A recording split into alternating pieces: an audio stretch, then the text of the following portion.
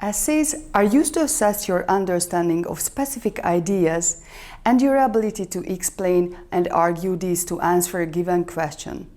Essays are independent pieces of work which involve the use of taught materials as well as your own research into the question in order to achieve the highest marks. They are usually written in a discursive way, what brings together your ideas, evidence, and arguments to answer the said question or solve a problem. This will often mean writing in the formal third person, but some particular types of essay may require the use of the first person, such as reflective pieces of work. The structure is often similar and can be applied generally to any given essay. You will set your argument in the introduction, build and support these arguments in the main body, and should end with your overall key message or a clear answer to the question or problem in the conclusion. In this video series, we will discuss how to write a strong introduction and a conclusion. An introductory paragraph, as the opening of your essay, is designed to grab people's attention. It is your chance to make a great first impression. The goal of your introduction is to let your reader know what he or she can expect from your paper, a clear idea of what your essay will cover. An introduction is typically the first paragraph of your paper, and it is done in only one paragraph. Your introduction should begin with an engaging statement devised to provoke your reader's interest. In the next few sentences, introduce them to your topic by stating general facts or ideas about the subject. As you move deeper into your introduction, you gradually narrow the focus, moving closer to your thesis. Moving smoothly and logically from your introductory remarks to your thesis statement can be achieved using a funnel technique, as illustrated in the diagram. Let's talk about each of these parts in more detail. The first part of an introduction is the opening statement or question, also known as the attention grabber or hook. It is a way of getting the attention of your readers so that they can continue reading your essay or a paper. A good opening statement or question makes a person who is not interested in reading your paper to instantly want to know what your paper is all about. No matter how good the body part of your essay is, a poorly written opening statement that doesn't evoke a reader's curiosity will most likely reduce their curiosity to read more. The opening statement or question acts as a first impression that will determine the reader's willingness to read. Here you can choose to start your paragraph with either a statement or a question, depending on the essay's purpose.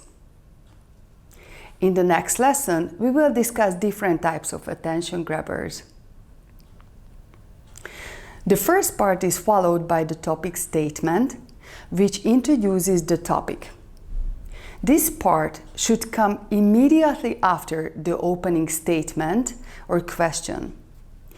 In this part of an introduction paragraph for the essay, you should tell your readers more about the topic and what it is all about. The reason for doing so immediately after the attention grabber is to ensure that the readers connect to the topic to what has aroused their curiosity. The part of introducing the topic should also provide some background information about the particular purpose of your essay or paper. This is a very important part because it helps your readers to perceive the reason behind your topic selection. It helps the reader to understand why you are writing about the specific topic instead of others. Providing relevant background information about the purpose of the essay will also ease the transition of your readers to the main points of the paper or essay. This is the reason why there is a part within the introduction, sometimes referred to as the transitional part. The next one is the relevant sentence. This part explains the relevance of the topic to the readers. This should come between the opening statement or introduction of the topic and thesis statement. It is important to transition your readers from being curious to want to learn from what you are writing about. Otherwise, why should your readers continue to read your essay or paper? This part should demonstrate the relevance of the topic to your readers by helping them relate the issues that will be discussed to their perspectives. Again, this part of the introduction paragraph bridges the attention grabber to the topic so that the topic can be relevant to the readers. Note that the reader's attention has been grabbed because it is something relatable to their perspectives. Therefore, connecting the attention grabber to the topic demonstrates the topic's relevance to the reader. The main points outlines the essay's body. Though the outline of the main points has been taken as the last part of the introduction paragraph, it should not come after the thesis statement. The thesis should be the last sentence of your introduction. Ideally, this part should provide your readers with an overview of the main points. And finally, the most important part of your introduction paragraph is the thesis statement that gives the purpose of the essay.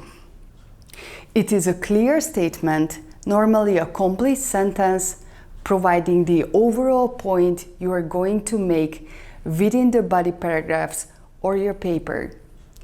The thesis statement states the argument of your paper. It should be clear and straightforward, and you should not write it as a question. We will discuss more how to write a thesis statement later in these video sessions.